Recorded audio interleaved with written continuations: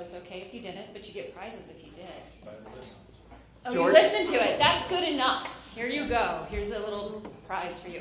Like Julie said, my name is Collette McDonald. I'm from Atlanta, and I love it when they give us book reports to do because it really is fascinating, the ones that they choose for us to take a peek at, and they do apply to everything we do in our business. And so this one in particular, 12 Rules for Life by Jordan Peterson, has been a favorite. And I do have notes here, so bear with me. I like to understand who the author is before I dive into it because I want to understand what gives them the background, history, and education. Now, Jordan B. Peterson is actually a clinical psychologist. Is anyone from Canada? Anyone from Canada? Okay. He's a clinical psychologist, and he's also a professor out of the University of Canada, Toronto.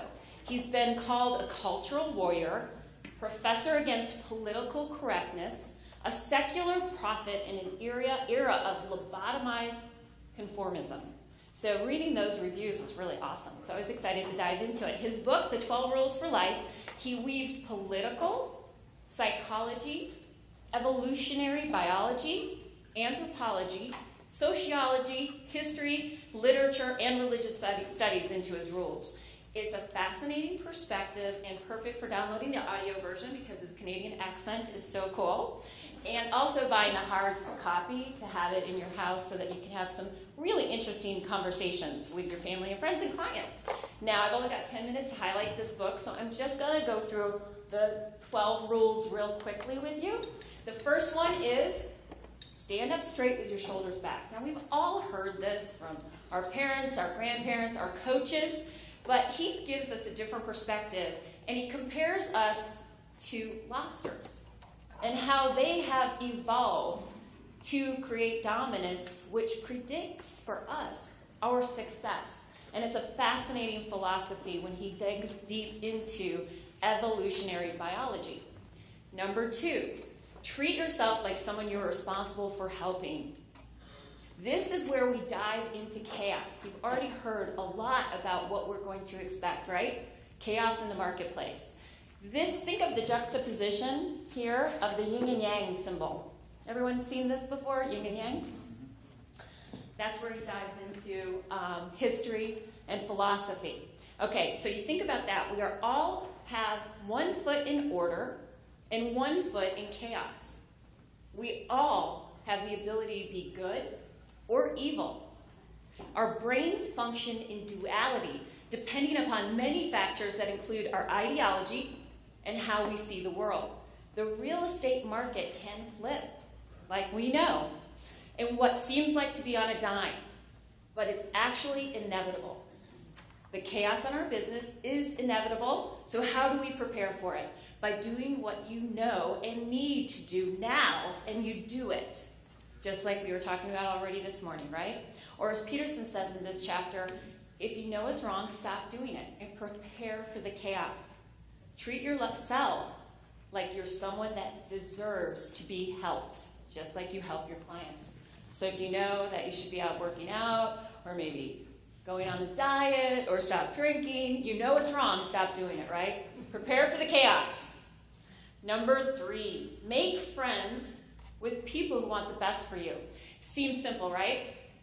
How many times have we heard from our peer groups or from people telling us that our children need to be in the right peer groups, right? Who you surround yourself with is very important. It never ends. That's why we're here today. We're around some of the most interesting, successful agents and educators throughout the nation. We want to be better. We want to surround ourselves with these peers. It's important for you in your business development, too. Think about your vendors.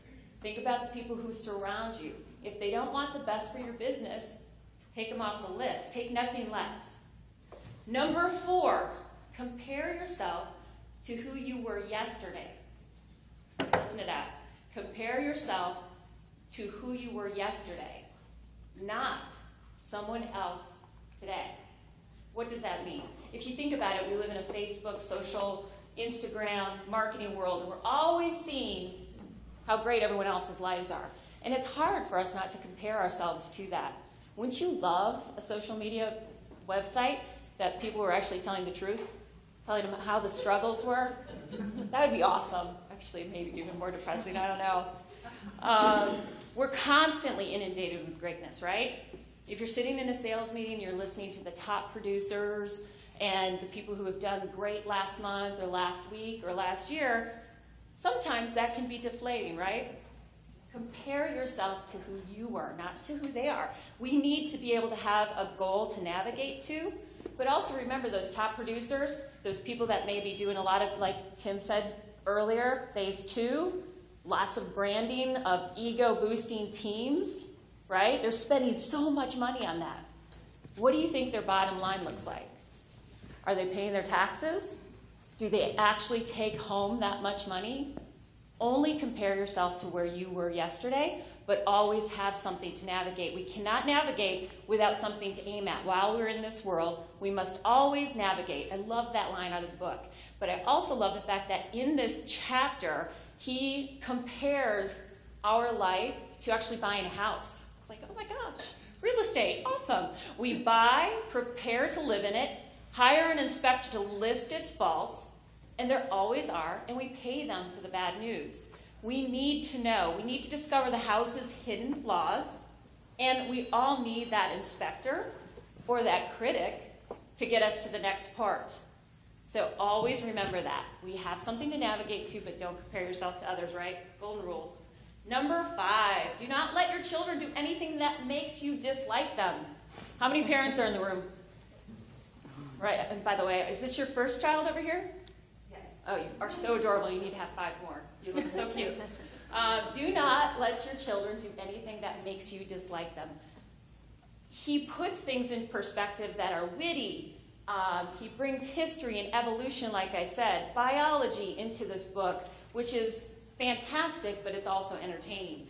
If kids are disciplined at home, they go out into the world as adults and peers, and they may not be liked.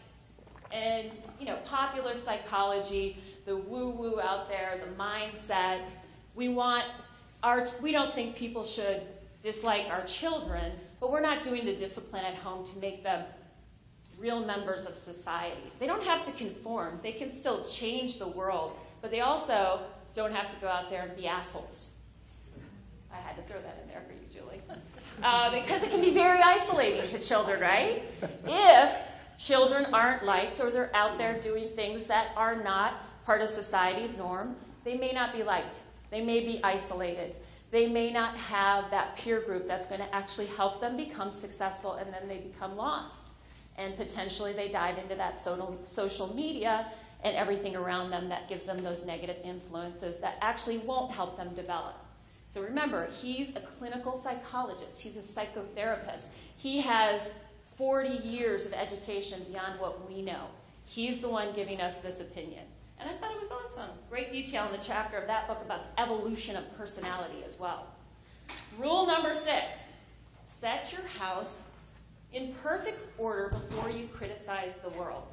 Okay, I'm going to read you an excerpt of this book. This is one of the ones I really like because his philosophy on the human condition is interesting. Life, in truth, is very hard.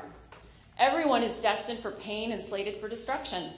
Sometimes suffering is clearly the result of personal faults such as willful blindness, poor decision-making, or malevolence. In such cases, when it appears to be self-inflicted, it may even seem just. People get what they deserve, you might contend. That's cold comfort, however, even when it's true. Sometimes if those who are suffering change their behavior, their lives would unfold less tragically. But human control is limited. Susceptibility to despair, disease, aging, and death is universal. In the final analysis, we do not appear to be the architects of our own fragility. Whose fault is it then? Criticism of others is one of his rules that is like the deathly sin. And it makes sense. As we often say in the company of this room, we're here to serve and help, and that's how we elevate our position as professionals. It was a great reminder. Rule 7, what is meaningful now, not what is expedient. Pursue what is meaningful now, not what is expedient.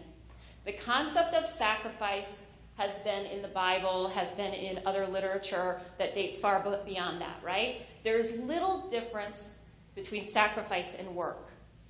They are uniquely human.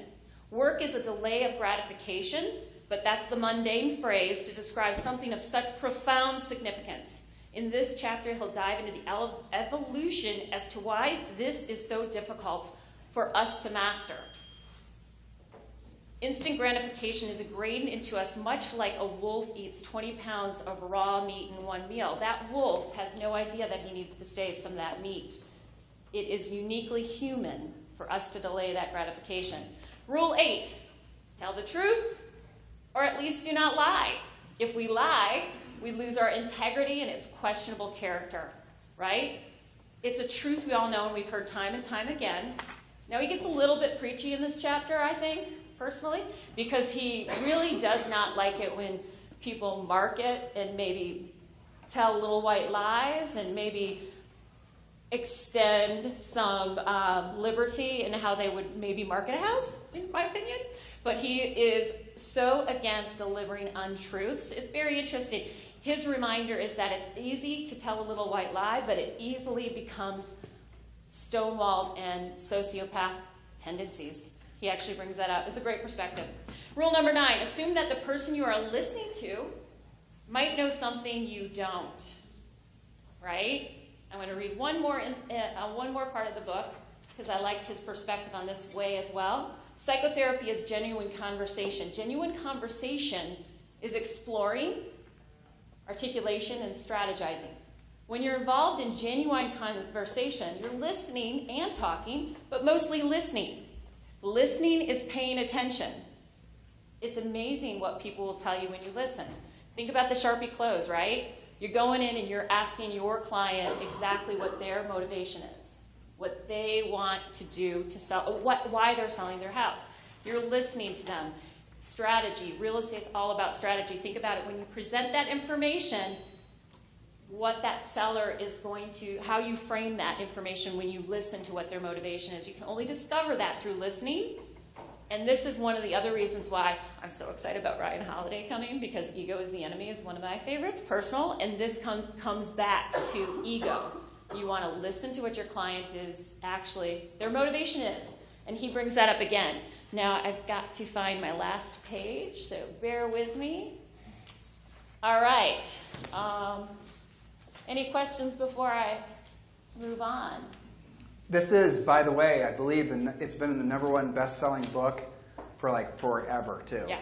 And if you go on YouTube and find him on YouTube, Bill Maher did a great interview with him on HBO all about political correctness as well as freedom of speech. Very amusing, but enlightening. Rule number 10, be precise in your speech.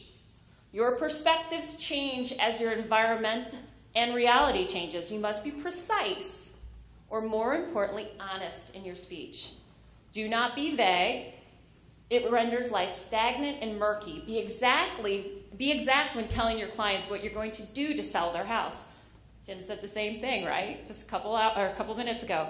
Be exact when you tell a client what you're going to do to sell their house. Tell them exactly what's right and what's wrong. If you're not precise, it will come back to haunt you. A formalized business approach. Okay, the last 2 rules you'll have to read the book for, because I only have 10 minutes. But the titles are, do not bother your children when they're skateboarding. Do not bother your children when they're skateboarding. Basically, I'll give you a spoiler alert. It's basically, you've got to let your kids go out there and do dangerous things. You've got to let them experience the world.